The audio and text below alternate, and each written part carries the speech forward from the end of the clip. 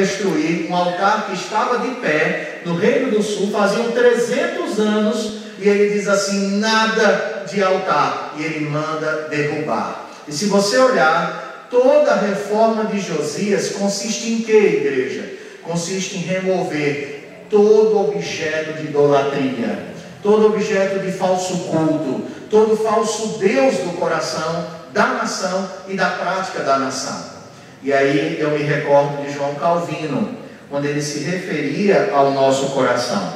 Calvino dizia, meus amados, que o nosso coração é uma fábrica de ídolos. E olha que nos tempos de Calvino, a fábrica não era industrializada. Você fabricava um sapato, era 15 dias, uma semana fazendo um par de sapatos. E o que ele queria dizer é que nós vamos gastando tempo e construindo falsos deuses em nossa vida, falsos ídolos em nossa vida. E esses falsos ídolos perduram até os dias de hoje. Até os dias de hoje, esses falsos ídolos estão aí, como o sexo, que é um deus na nossa geração, o dinheiro é um deus na nossa geração, os prazeres são deuses em nossa geração, a comida é um deus em nossa geração, o conforto é um Deus em nossa geração, enfim, então nós muitas vezes achamos que servimos ao Deus vivo e verdadeiro, mas o nosso coração está tomado de ídolos, e está tomado também de pecados, de equívocos, de erros, de coisas que desgraçam a nossa relação com Deus. E aí onde entra uma questão muito importante, é que a sua vida não pode ser reformada enquanto você não remover o que não presta dela. Você não pode construir um caráter santo enquanto você não despojar-se do caráter ímpio de outrora. E quando você lê o Novo Testamento, por exemplo, só a guisa de ilustração, você encontra o apóstolo Paulo se dirigindo aos irmãos da igreja de Éfeso e falando exatamente sobre isso, sobre despir-se do velho homem e vestir-se do novo que se refaz segundo a vontade de Deus. Paulo diz naquela carta: deixando a mentira, fale cada um a verdade com o seu próximo. Aquele que furtava, não furte mais, antes trabalhe com as próprias mãos, fazendo o que agrada a Deus, para ter com que se manter, ter com que se suster.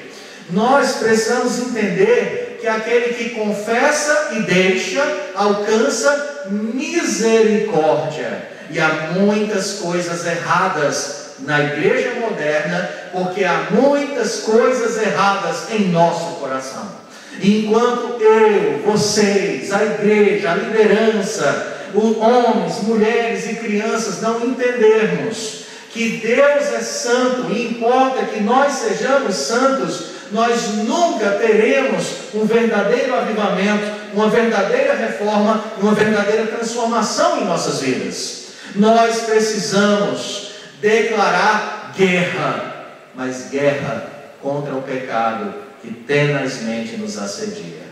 O pecado é a pior doença, é o pior câncer, é o inimigo infiltrado dentro de nós. E se nós queremos viver para a honra e a glória do Senhor, nós precisamos arrancar de nossa vida o que não presta.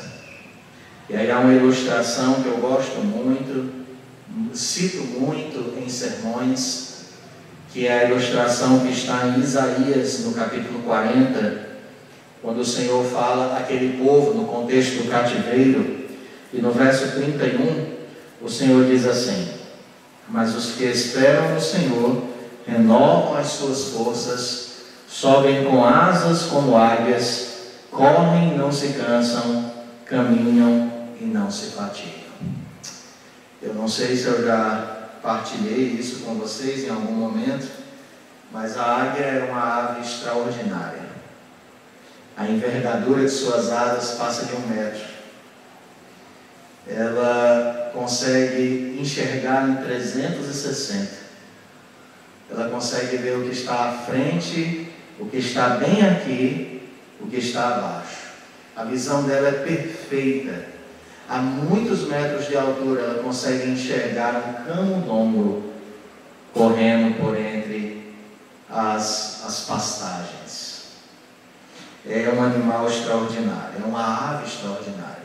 E os estudiosos dela dizem que quando ela está em sua fase adulta, nos seus 40 anos de vida, e ela percebe que não tem o mesmo vigor, que não tem mais a mesma desenvoltura, que o seu bote não está mais tão preciso, que suas garras não estão mais tão afiadas, que o seu voo não é mais tão perfeito.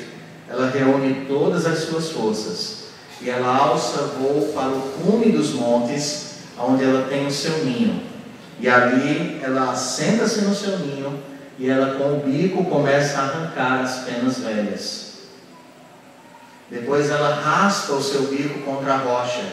Depois ela bate as suas garras contra a rocha. E ela fica ali solitária, sozinha, no alto, sangrando, sem comer, numa espécie de jejum de sua própria alma.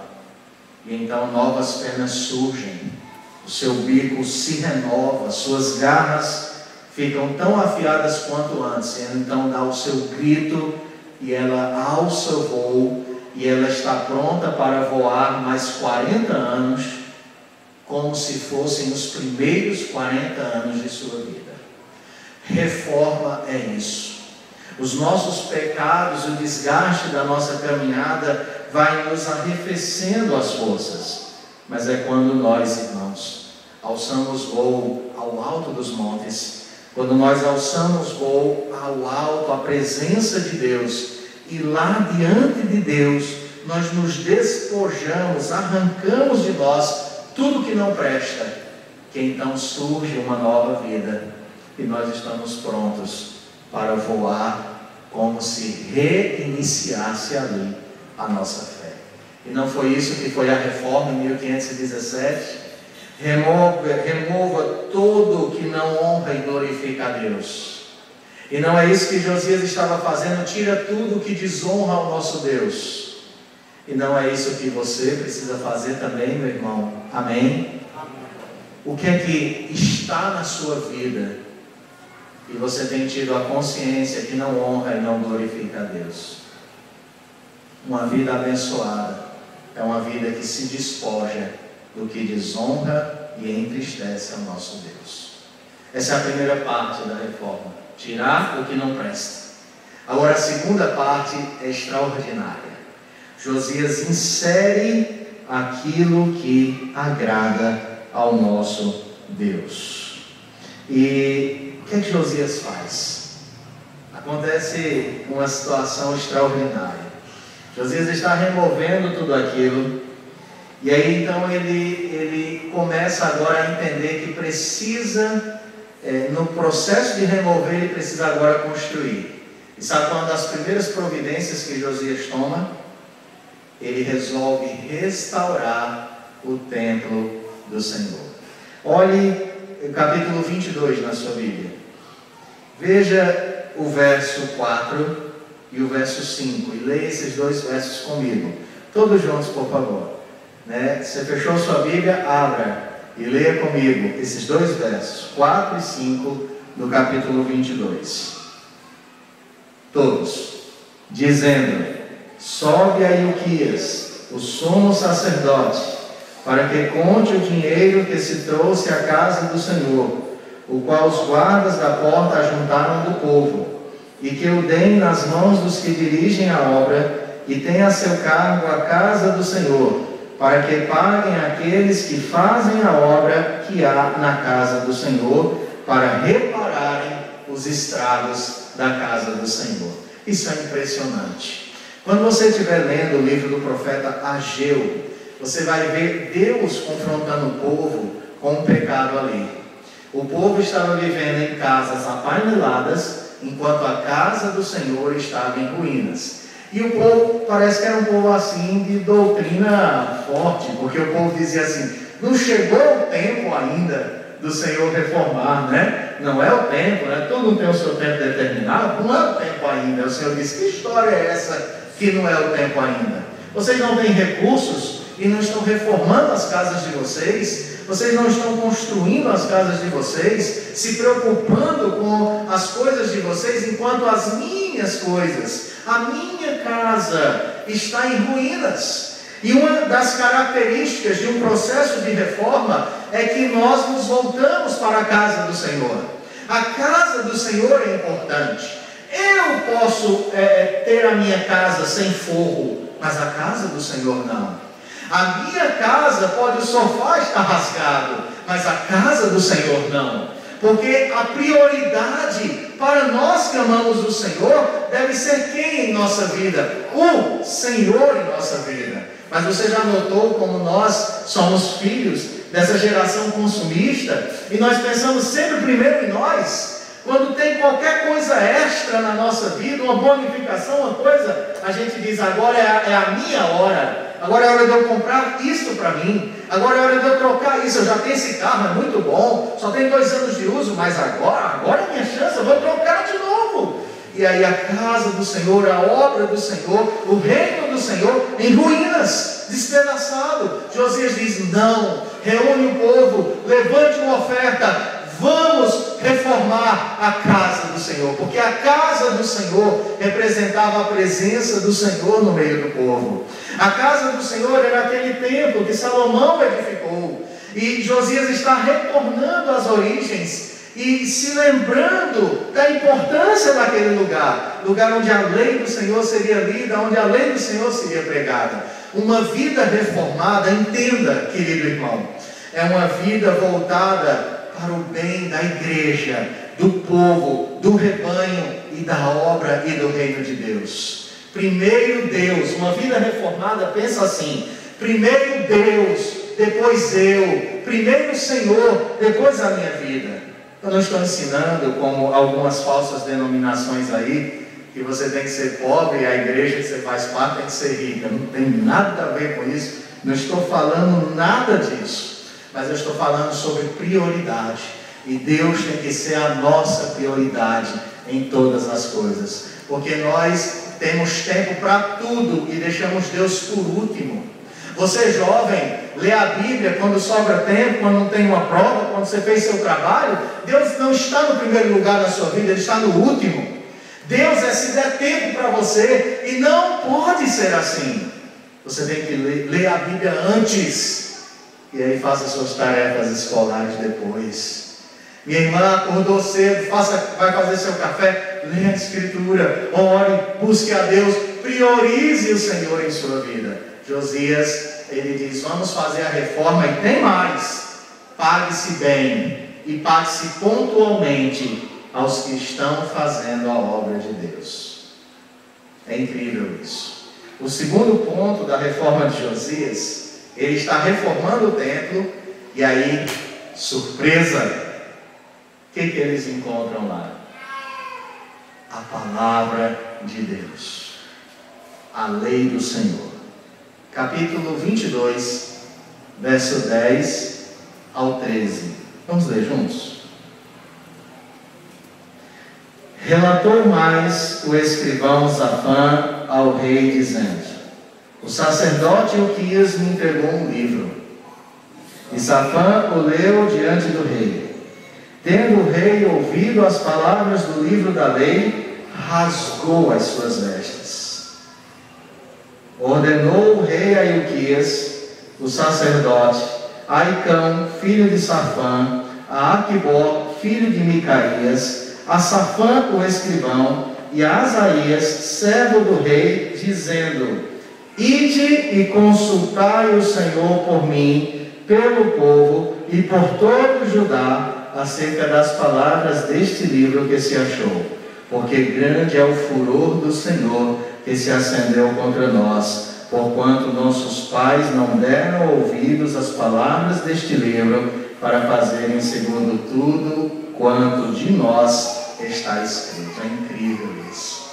Josias, quando lê a palavra de Deus, ele entende, a ficha cai, e ele diz: é por isso que o reino está em miséria, é por isso que nós estamos sob ataque, é por isso que o templo foi devastado, é por isso que o nosso povo, o Reino do Norte, está lá no cativeiro. Não, tudo errado, nós pecamos contra o Senhor. E ele então rasga as suas vestes, ordena a todos os sacerdotes que reúnam o povo e se voltem para a lei do Senhor, se voltem para a palavra do Senhor. E aí, meus queridos irmãos, o que foi a reforma? Foi um retorno às Sagradas Escrituras. E que tipo de reforma Deus quer para a tua vida e para a minha vida? Que nós retornemos à palavra de Deus. Amém, queridos? Mas nós somos uma geração que não ama mais a palavra do Senhor. Nós somos uma geração que ano passado eu fui a um retiro de jovens. E eu perguntei naquele retiro de jovens, cerca de 70 jovens, pessoas que nasceram na igreja, alguns com 16, 18, 20 anos. Quem aqui leu a Bíblia toda? Uma vez na vida. Uma vez na vida. Levante a mão. Quantos vocês acham que levantaram? Aí você pode fazer assim, como Abraão. Se tiver 50 justos, se tiver 45, se tiver ao menos, se eu não se aborreça, se tiver ao menos 5, sabe quantos? 0.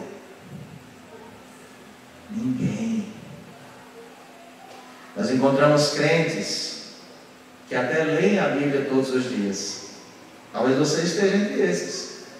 Todo dia você lê um pouco dos Salmos, você lê Provérbios, você lê a Bíblia na igreja, você pula e lê alguns livros. E a Bíblia não diz que o que mede a sua fé é a quantidade de vezes que você leu a Bíblia. Então, está tranquilo. O que a Bíblia manda é que você medite nela todos os dias, se preferência de dia e de noite, se a gente quiser ser literal. Mas a grande questão é que como é que eu posso ter em minhas mãos a revelação do caráter do meu Deus e não desejar conhecê-lo cada vez mais, e não desejar amá-lo cada vez mais. O grande problema nosso é que o nosso apreço pela palavra é pouco, é pequeno. Nós não conhecemos. Se a Bíblia fosse tomada de você hoje, vamos lá, o governo vai e pega e proíbe os cultos das igrejas, ou como na China, permite os cultos supervisionados por um funcionário do governo. E você não pode mais ter Bíblia em casa. Como é que você vai fazer para ter a palavra?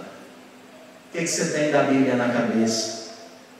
Aí quando a gente pensa nos puritanos, que meninos de 8 anos de idade, filhos deles, tinham todo o Salmo decorado na memória. Todo o livro dos Salmos. Porque eles cantavam os Salmos na igreja. Então eles sabiam todo o saltério. Nós, quando muito, sabemos uns 4 Salmos. 19, 51, que umas 3, 4 vezes por mês a gente lê. 32 também está entre esses, 139. Salmo 1, todo mundo sabe decorado, em várias versões. Mas o que a gente conhece da Bíblia? Aí eu penso nos valdenses, que apesar dos seus problemas, eles tinham um grande apreço pela Escritura. No período da Reforma, ali em meados da Reforma, vinha a perseguição contra a igreja dos valdenses, e a Bíblia era tomada, confiscada e queimada. A igreja era espalhada, e passava aquela onda, aí eles reuniam a igreja de novo. Mas sabe o que eles faziam? Antes da perseguição, eles dividiam a igreja em grupos. E diziam assim: olha, esse grupo aqui vai decorar Gênesis, esse grupo aqui vai decorar Êxodo, esse grupo aqui vai decorar Levítico. E aí quando a igreja era reunida de novo, ele dizia: cadê o pessoal de Gênesis? Aí o pessoal levantava a mão: vamos aqui, vamos lá. Como é? No princípio criou Deus os céus e a terra. A terra, porém, era sem forma e vazia. Eles copiavam a Bíblia, tudo que lembrassem dela, e aquela cópia à mão era a Bíblia deles. Mas nós, qual amor que nós temos pela Bíblia? Me diga uma coisa sinceramente: qual foi a vez na sua vida que você leu algum texto da Bíblia que Deus te confronta com os teus erros e você rasgou a sua alma e chorou diante dele. Nós estamos ficando insensíveis, mas eu tenho esperança que o incêndio de Deus aconteça, mas não para destruir nossa vida, mas para consumir o que não presta de nós, e a gente possa voltar para a palavra, porque homens morreram por causa da palavra, gerações inteiras, pessoas passaram dezenas de anos com João Ferreira de Almeida traduzindo a Bíblia, para que você botasse debaixo do seu braço e viesse para a igreja, para que você perdesse o óculos dentro da Bíblia. Essa é a geração que mais tem Bíblia. Você lembra quando você era mais novo? A dificuldade que era uma Bíblia. Tinha que esperar um irmão vir de São Paulo com encomenda, que você pediu uma Bíblia cara. Hoje você tem Bíblia de R$2, de R$5, R$10. Tem a Bíblia no celular, tem a Bíblia em áudio. Eu viajo ouvindo a Bíblia. Quando eu viajo sozinho, quando eu estou com meu filho Levi, aí ele vai lá no celular dele, brincando com as coisas dele, eu vou ouvindo a Bíblia. Olha a facilidade, mas veja, quantos leram a Bíblia? 0.